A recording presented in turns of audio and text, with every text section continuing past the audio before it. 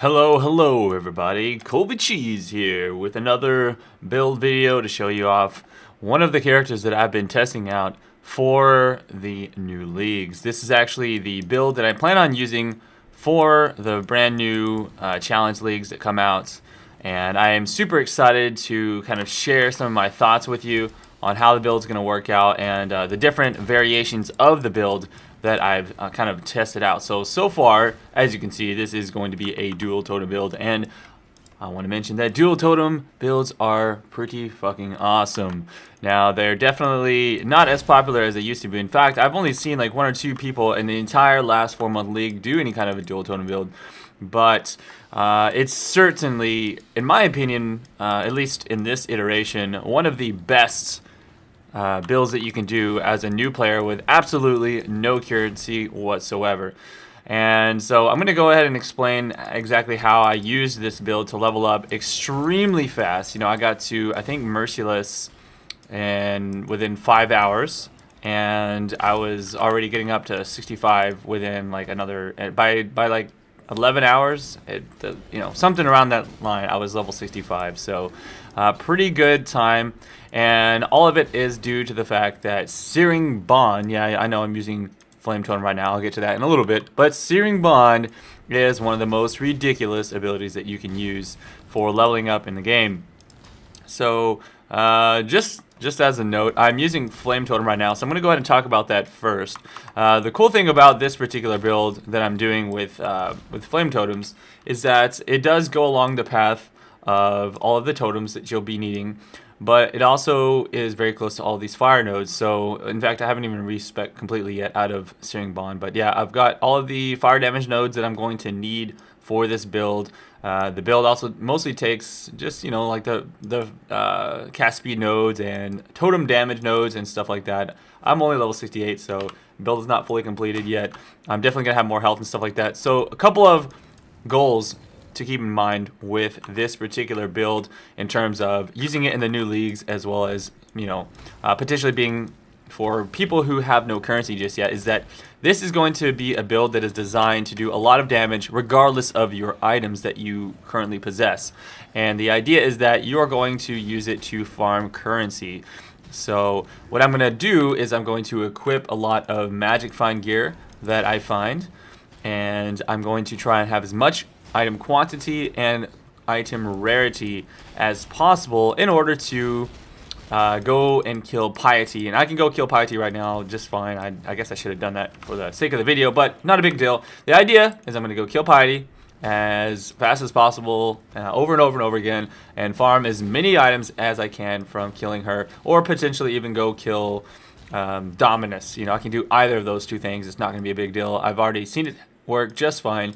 And so what I decided to do is I wanted to actually go ahead and test various other dual totem ideas that, you know, along the lines of using fire skills, because I had a few leveled up fire skills. I had a leveled up flame totem, as you can see I'm using that now. I actually already tried out fireball with LMP, which did pretty decent damage as well, and I was going to try out firestorm, but I actually made a mistake earlier and I don't have my firestorm anymore, so that's not a big deal.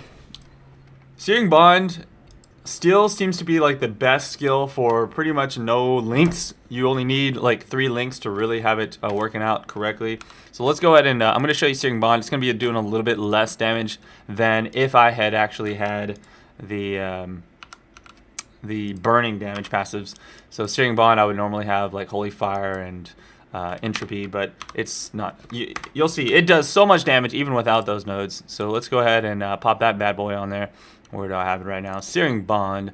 We'll swap that out for Flame Totem, which I guess I'll talk about it. Flame Totem I had linked with Empower. You don't even need Empower, but I had it, so I put it on there.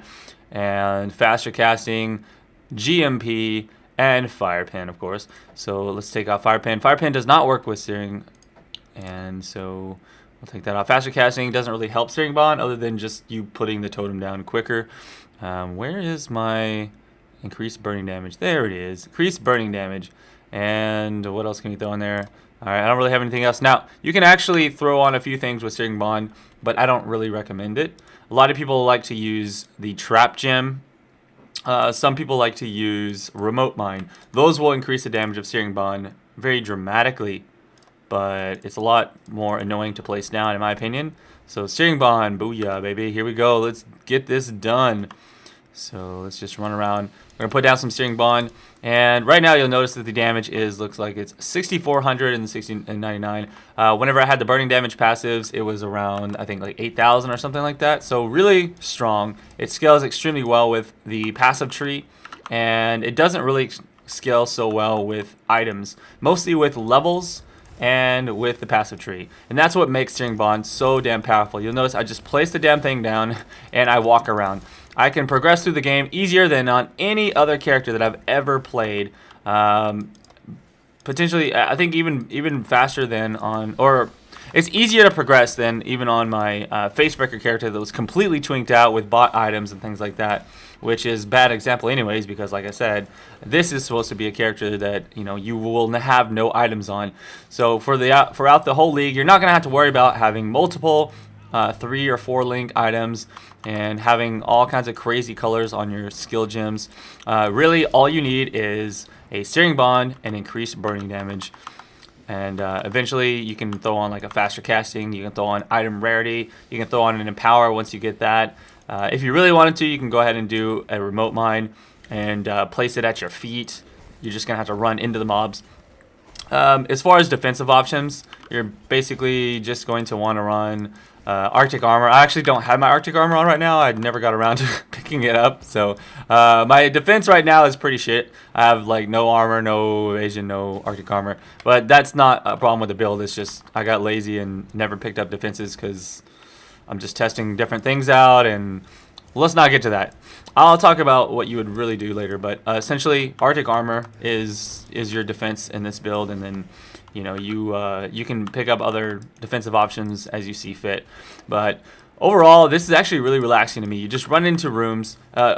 Speaking of rooms, like this is really good for going into new rooms. Whereas a lot of builds, it's really dangerous to walk into another room because there's a lot of dudes on the other side. This one, you just walk up to the doorway, or you know, as close to the doorway as you need to just toss a totem into the other room. Everything runs to those totems because like, oh yeah, we're gonna get you, and then they just die because they're getting hit by the totems. Look at this, they're stupid. They're like, hey, I'm gonna attack this totem, and then the totem kills them.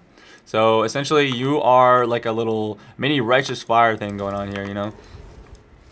So obviously, you're gonna want lots of, you know, instant pots at this point, so that you have enough defenses. You probably want a granite. I don't have a granite because I just didn't get. Again, I've been really lazy. This is just testing, man. This is just testing.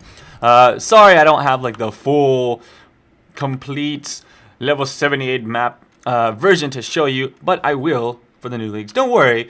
I just wanted to show this off prematurely because a lot of people were asking since I was streaming this the other day on stream. They're like, oh, what is that build with the dual totems? And I'm going to show you guys the passive tree and all that good stuff, and the level progression, because that's also important. So yeah, this is a lot of fun. It's extremely powerful, does a ton of damage, and it's, oh yeah, as far as curses, you actually want to use vulnerability. I was using flammability because I had the flame totem going, but for the particular use of using Searing Bond, vulnerability, I believe, does more damage. It's hard for me to test that and prove it, but I'm pretty sure vulnerability does more damage.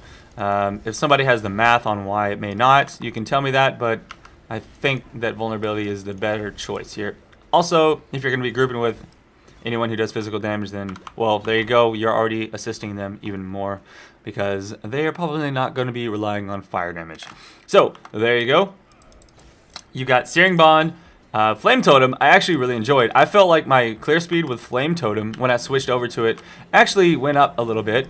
And the only thing with that is that, well, I've got a Searing Touch with +2, and then I had an Empower. The levels scale very, very well with Flame Totem. Well, not saying that it doesn't with Searing Bond. In fact, the best item for Searing Bond would be a +3 Fire Scepter. That's right. And you're going to link Searing Bond in a 3-link. The very best DPS you can get with Searing Bond is with a 3-link. Think about that for a second, man. That frees up all these slots. And this is actually the reason that I'm doing Searing Bond as my first character in the new league. Not only can I scale on the passive tree and then one item for DPS, but I can level up a lot of gems for a different character, and that is my actual full strategy, is that I'm going to basically make this character to magic find, get a lot of currency while leveling skill gems, spell skill gems, of course, because those are the ones that are good for leveling. I'm going to level gems for my next character in order to be really strong, you know what I'm saying? So that is the full plan.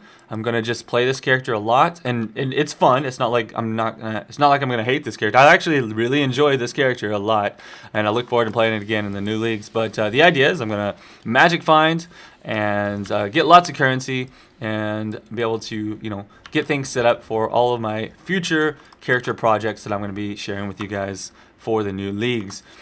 And so I'm pretty excited about it. Now, auras, I basically have clarity and purity of elements right now because my gear sucks. You'll notice I've got a Infernal Mantle, which worked fairly well with Flame Totem. Definitely not required. You can use a Cloak of Defiance for later defenses if you have enough mana regen going with this particular build. You know, Arctic Armor, Cloak of Defiance, whatever you want to do. Searing Bond doesn't actually cost a lot of mana, so I'm actually running it purely on clarity. I've got Eldritch Battery as well, so obviously that helps as well. So let's talk about the skill tree.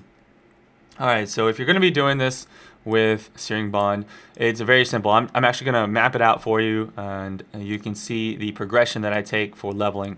So as a Templar, for leveling up as Searing Bond, first 24 levels, you're going to be heading up this direction, boom, boom, boom, elemental damage. Coming down for cast speed, you're going to have to level with Fire Trap and Flame Blast. Once you get level 24, you're actually going to come down this way, by the way. You're going to come down this way. If you're doing Searing Bond, you're taking Elementalist node. Elemental damage helps Searing Bond. Spell damage does not. Keep that in mind. And then you're going to get this way. By the time you're like 24 and ready to go, you should have Ancestral Bond. You'll have dual totems. And pretty much the rest of the game is a simple, fast clear for you. You have, I think, at level 1 Searing Bond, you're around 800 DPS, whereas any other ability is like 200 in the game. So it's stupid awesome. You're going to grab R nodes. Eventually, you don't really need them right away because you don't have a lot of Rs to run until late game, until you get Arctic Armor and all that other cool stuff. So go ahead, and once you get your dual totem, then you head back this way. You can grab health along the way. You're going to grab Holy Fire. You're going to keep going. You probably need some agility before too long. You can come down here. This totem, this set of totem nodes are very powerful. Right here, you're not going to go this way. I only went this way because I actually needed 10 extra decks. So ignore these 2 points. That is very inefficient. You're going this way and then this way and grabbing, like I said, the Holy Fire, the Emulation nodes in this direction. You can grab Purity of Flesh. Come down here. You're going to grab Firewalker. Do not grab Elemental Domination because, well, not for Searing Bond anyways, because it's elemental damage with spells, and I don't believe that affects your Searing Bond, from what I understand or what I've been told. I don't know. Actually, I'd have to test it real fast. Let's just double check. Searing Bond. It does say it's a spell, so let's see. We are at 6,499. Yep. Okay. Look, we're doing this for science. 6,499. Oh, yeah, like I said, doesn't affect the damage. So, so yeah, don't get Elemental Domination if you're doing Searing Bond because it doesn't work. So skip these 3 skill points if you're doing only Searing Bond. Purity Flesh, going to come back over here, do Wisdom. Eldritch Battery, that's going to help you out with mana issues that you may or may not have. You don't need faster casting unless you want it, I guess. You can grab these health nodes here. Entropy will give you a lot of extra damage on Searing Bond. And obviously you're going to come down this way too. Actually, you're going to come down this way before heading over here, and that way you can get all of these health nodes and you should be tanky enough to survive. After that point, just, you know, keep going with all the health nodes. If you want to switch like I did, once you get a 5 link, if you want to switch to Flame Totem, then you can go ahead and get out of the Holy Fire. You can grab Elemental Domination, you can grab the Nimbleness, you can grab all that cool stuff. So there's a lot of different options. I'm not really going to go into all of it right now. But just keep in mind that it is very simple to level up with Searing Bond, and it works all the way up until Map Dominus. I've seen it work. Other people have done it, and it's perfectly fine for solo as well. In fact, it's probably better for solo. Searing Bond does tend to fall off in parties late game, so if you want to continue to use dual totem, I think probably the strongest, and this is me theory crafting in my head a little bit, probably the strongest thing for dual totem if you're doing a fire-based build would be to spec into a bunch of these crit nodes I actually have some builds I can post you later. You can get a lot of crit chance and crit multiplier, and then you can use something like Fireball or Firestorm as your in-game build with a 5 or 6 link chest, as well as a wand and a shield, and just go for full out crit and crit multiplier and all that good stuff. And that would probably be the best choice for top DPS for dual totem late game. But if you're just going to be soloing, Searing Bond it's completely fine. Like I said, Flame Totem was a lot of fun. You'd probably want a wand with projectile speed for that particular setup there, and you should be good to go. As you can see, I don't really even have anything other than my Searing Bond right here on my Searing Touch. Searing Touch is great for Searing Bond because of the 7 increased and burning damage on it. What else is good here? Yeah, all you really need is vulnerability. You need like a 3 link for Searing Bond and another like 3 link for some more auras that you're going to be running. Other than that, you can probably throw on some castle and damage taken stuff, and you can just level up gems for other characters. That is essentially the build for the bandit quest. You're going to be doing Help Oak, and then you're going to kill all for the next 2, so you can get the skill points. And I think that's about it, guys. You have a really simple, very fun to play, very easy to play, and very cheap build at your disposal. Probably the easiest and cheapest build that you can possibly pull off, in my opinion, in the game. So hopefully you guys enjoyed this, and you guys can have some fun kind of crafting your own fire-based dual totem builds in the future. And I'd like to hear what your experiences have been and what maybe slight changes that you have made are. So check out my stream, twitch.tv/KobeCheese, where I'll be answering more questions if you have them.